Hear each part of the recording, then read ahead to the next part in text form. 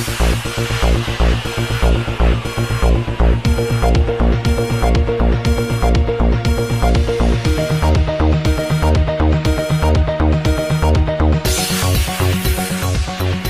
to the Ports and Shipping News from Visakhapatnam.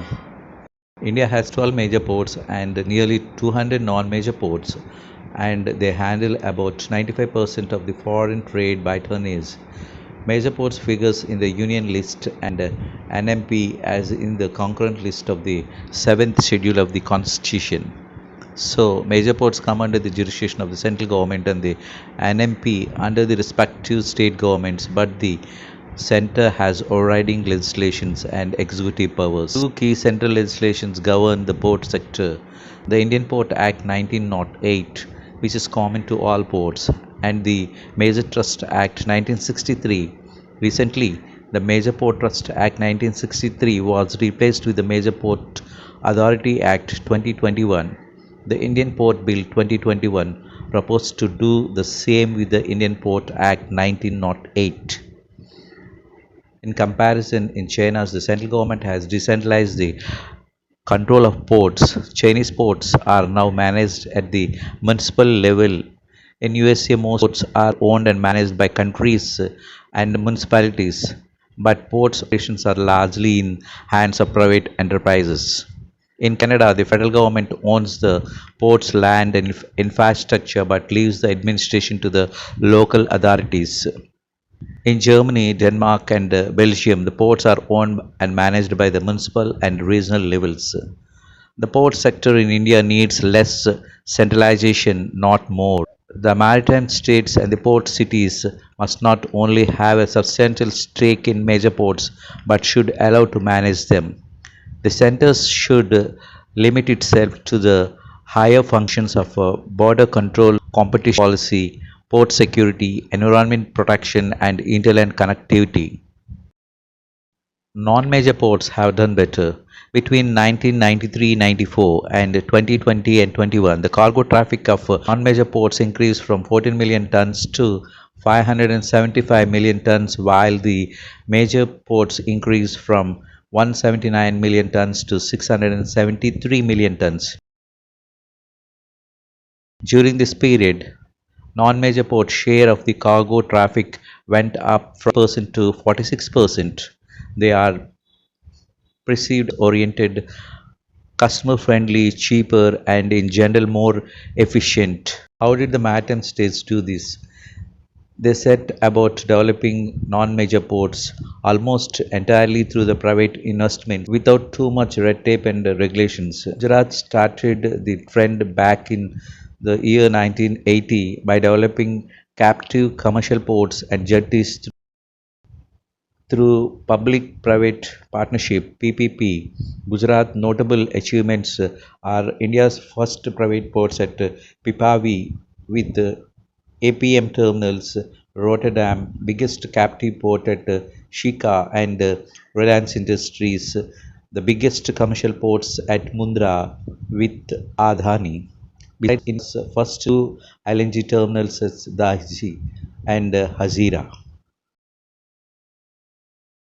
The major port operated as service ports perform the various port functions with their own staff and equipment. The lack of commercial orientation, low labor productivity, sluggishness in adopting innovations, and excessive supervisions by the Union Ministry of the Shipping as negative consequences.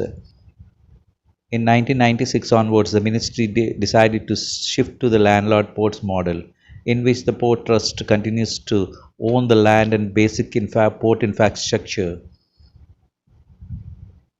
while port operations are contracted out, and the creation of new port facilities given in the construction to the private enterprises on PPP basis. But the transition was painfully slow. So, India's port sector needs less regulations, not more. The way forward is to provide a level playing field, freeing major ports of their administration handicap, not to impose the same on non-major ports. What makes the Indian Port Bill 2021 controversial are the provisions of Chapter 2 and 3 relating to the Maritime State Development Council (MSDC).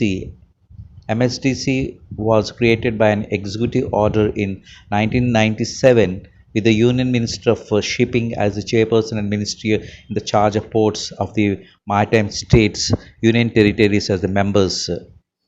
It serves as an apex advisory board for the coordinated development of major ports and non-major ports. MSDC was met only 17 times in last 24 years. The bill proposed to make MSDC a permanent body, office, staff, accounts, audit, and give its wide-ranging power and functions. Section 10. MSDC is empowered to formulate a national plan to be notified in the official gazette. Development of major and non-major ports for both existing and new ports and revise the plan from time to time. It can monitor the development of non-major ports to ensure their integrated development for major ports and national plan. If any ports contravenes the national plan, then not in consensus with the national plan.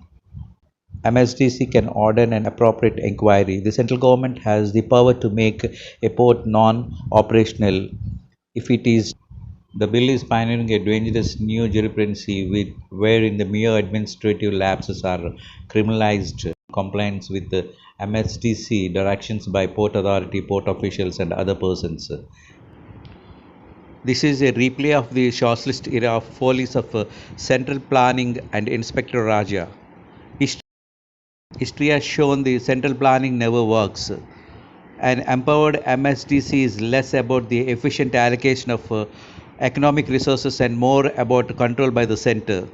The Rakesh Mohan Committee's India Transport Report 2013 has projected a total port capacity requirement of 4,000 million tons by 2031 and 32 as of 2020 and 21. Port capacity was 2,409 tons. That is major ports 1,500 million tons and non-major ports 990 million tons. The new regulatory regime is likely to choke further development of non-major ports, leading to serious shortfall in the port capacity by 2031 and 32 and adverse consequences for the Indian economy. This is worrisome as the bill anti-federal futures. Moreover, the bill is likely to stifle novel initiatives by the maritime states like what Gujarat did on its own long before the center. It is therefore recommended that Chapter 2 and 3 of the bill relating to MSDC draconic penalties in Section 83 of non-compliance with the MSDC directions should be scrapped entirely. MSDC should remain an apex advisory body as before. International experience and India's own past history are proof that less is more when it comes to regulations of the port sector. In its present form, the Indian Port Bill 2021 is poisoned to kill the goose, then laid the golden eggs. Thank you for watching. Have a nice day.